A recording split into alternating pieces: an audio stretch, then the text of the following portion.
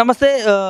రాష్ట్రంలో 2 రోజుల నుంచి కూడా నిరుద్యోగులతో చర్చలు నడుస్తూ ఉన్నాయి. అసలు మాట్లాడదాం. విద్యార్థి నాయకులు ఉన్నారు మనతో పాటు. సంజీవ్ గారు, ఏం చర్చలు నడుస్తున్నాయి, అసలు ఏం చేస్తూ ఉన్నారు, సానుకూలంగా స్పందిస్తూ ఉన్నారా నిరుద్యోగుల పట్ల, మరి అధికారులు దేనికోసం పిలిచిన అనేది మాట్లాడి తెలుసుకుందాం. చెప్పడన్నా బట్టి గారితో చర్చలు జరిగినాయి, పొన్నం గారితో జరిగినాయి, ఏం చర్చలు జరుగుతూ ఉన్నాయి, అసలు సానుకూలంగా స్పందన వస్తూ ఉంది నిరుద్యోగుల పట్ల?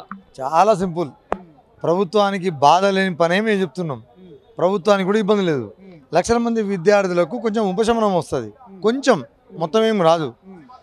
గ్రూప్ 2ను వాయిదా వేసి పెంచమని, ఇది ఒకటే డిమాండ్. వాయిదా వేస్తే డిసెంబర్లో గ్రూప్ 2 వేస్తే గ్రూప్ 3 గ్రూప్ 2 రెండు ఒకటే సిలబస్ కాబట్టి డిఎస్సి రాసినటువంటి వాళ్ళు ఆగస్టు 5కు అయిపోతుంది కాబట్టి వాళ్ళు కూడా గ్రూప్ 2 రాసుకోవడానికి వెసులుబాటు ఉంటుంది. గ్రూప్ 1 అక్టోబర్లో రాసిన వాళ్ళకు ఒకవేళ మిస్ అయినా, మెయిన్స్ మిస్ అయినా కనీసం గ్రూప్ 2 రాసే అవకాశం ఉంటుంది. ఎందుకంటే గ్రూప్ 1 ఇప్పటికే 2 సార్లు సిస్టమ్ తప్పుతోటి వాయిదా పడ్డది. సిస్టమ్ చేసిన తప్పుకు వీళ్ళు బలైనారు. మూడోసారి 1:100 చేస్తా అని బట్టి విక్రమార్కు ప్రతిపక్షంలో ఉన్నప్పుడు చెప్పిండు, అది కూడా గాలికి వదిలేసినారు. కనీసం గ్రూప్ 2ను పెంచి వాయిదా వేస్తే ఇంతమంది విద్యార్థులకు కొంచెం ఉపశమనం వస్తుంది అనేది మేము అడుగుతున్నాం. ప్రభుత్వం వింటుంది, సానుకూలంగా ఉందంటుంది, పోస్ట్పోన్ అంటుంది. ఇవాళ మొత్తం టీవీలలో లీకులు ఇచ్చింది. మరి టీవీలో లీకులు ఇచ్చేది ఏందో తెలియదు, కానీ మాతో చర్చ జరుగుతుంది. వెబ్ నోట్ మాత్రం ఇవ్వలేదు ఇప్పటిదాకా. ఇప్పుడు డిప్యూటీ సీఎం గారు కూడా ఈరోజు సెక్రటరీకి పిలిచి మరి మాట్లాడే క్రమంలో మా ముందే చైర్మన్ గారికి ఫోన్ చేసినారు. అందరి ముందే, మీడియా ముందు, మా అందరి ముందు చైర్మన్ గారికి, సార్ ఇది డిసెంబర్లో పెట్టే అవకాశం ఉంటే చూడండి, ఎగ్జామిన్ చేయండి అని. అంటే మాకు అనుమానం, అసలు తొందరగా చేసేసి దానికి దీనికి టైం ఎందుకు, దీని టైం బాండ్ ఎందుకు, పోస్ట్పోన్ చేయడానికి, ఒక వెబ్ నోట్ రావడానికి అనుకుంటే గంటలో వెబ్ నోట్ రావచ్చు. ఇన్ని రోజులు తిప్పొద్దు. ఈ చర్చల పేరు మీద కాలయాపన చేసి దృష్టి మళ్లించే ప్రయత్నం చేయొద్దని ఇప్పటికే కింది నుంచి వస్తున్నటువంటి సమాచారం ఉంది. ఈ ప్రయత్నం మొత్తం వృధా అయిపోతుంది, విద్యార్థుల జీవితాలతో చెలగాటమాడదని సందర్భంగా తెలియజేస్తాము. నెల 2 నెలల నుంచి కూడా ప్రధాన మెయిన్ డిమాండ్ గ్రూప్ 1లో 1:100 ప్రిలిమ్స్లో ఎందుకు రిజల్ట్ ఇవ్వలేకపోతా ఉందని ఏం చెప్పారు దీనిపైన ఈ చర్చ? ప్రిలిమ్స్ రిజల్ట్స్ ఇచ్చారు కానీ 1:50 ఇచ్చినారు.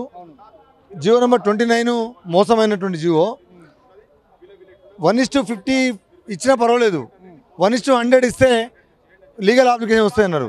మరి మొన్న ఇచ్చిన దాంట్లో 1:57 ఇచ్చినారు, 1:50 కూడా ఇవ్వలేదు. అంటే 1:50 దాటింది కదా. అంటే లాజిస్టిక్ పేరు మీద దీన్ని ఆపేయాలను చూస్తే, అంటే దాన్ని ప్రశ్నపత్రాలను దిద్దడానికి టైం పడుతుందని ఒక సాగుగా చూపిస్తే, ఎక్కడ కూడా ఇప్పుడంతా ఆన్లైన్ అయింది, ఇట్లా పెడితే ఇట్లా వస్తున్నాయి రిజల్ట్స్. 1:100 గత ప్రభుత్వం వైఎస్ రాజశేఖర గవర్నమెంట్ ఉన్నప్పుడు కూడా ఇచ్చింది. పక్కన ఆంధ్రప్రదేశ్ ముఖ్యమంత్రి, ఆంధ్రప్రదేశ్ ప్రభుత్వం కూడా ఇచ్చింది.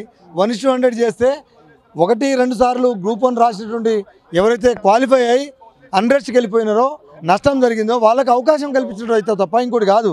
దీని మీద లీగల్గా ఎందుకు అప్లికేషన్ వస్తుంది?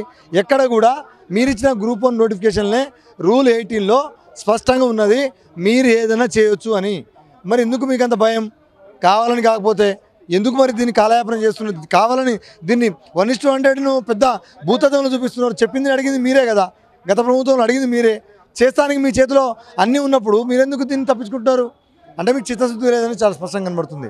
ఇంకోటి 1:57లో రోస్టరు మొత్తం జనరల్లో తీసుకురావడంతో ఎస్సీ ఎస్టీలు జనరల్ స్థానంలో వచ్చినా కానీ మళ్ళీ రోస్టర్లో ఎస్సీ ఎస్టీ రోస్టర్ని కూర్చోబెడుతున్నారు తప్ప జనరల్లో తీసుకోవట్లేదు. ఇది కూడా అన్యాయం కదా, ఇది రాజ్యాంగానికి విరుద్ధం కదా. అందుకు 1:100 తీసుకొని ఏదైతే 1:100 తీసుకోవడం అని చెప్పడానికి ధర్మం ఉంది. ఒకసారి లీకేజ్ పేరు మీద గ్రూప్ 1 మెయిన్ వాయిదా పడ్డది, ఇంకోసారి బయోమెట్రిక్ మీద వాయిదా పడ్డది.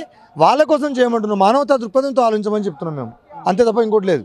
మొత్తానికి ఎట్లా ఉండబోతున్నాను రానున్న, అంటే ఇప్పుడు గ్రూప్ 1కి సంబంధించి 1:100 ప్రిలిమ్స్ ఇవ్వలేకపోతా ఉంది.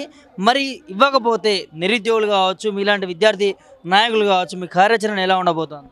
100% గ్రూప్ 2ను వాయిదా వేయాలి, పెంచి వాయిదా వేయాలి.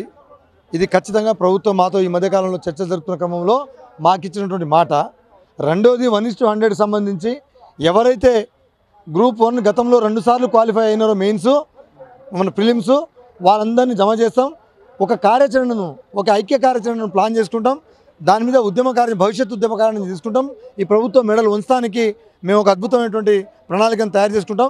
అందరం భాగస్వాములు అవుతాం, అందరినీ కలుపుకుంటాం. అన్ని వర్గాలను, ప్రజా సంఘాలను, పార్టీలను, నిరుద్యోగ యువతను మొత్తం గజ్జగట్టుకొని తిరుగుతాం.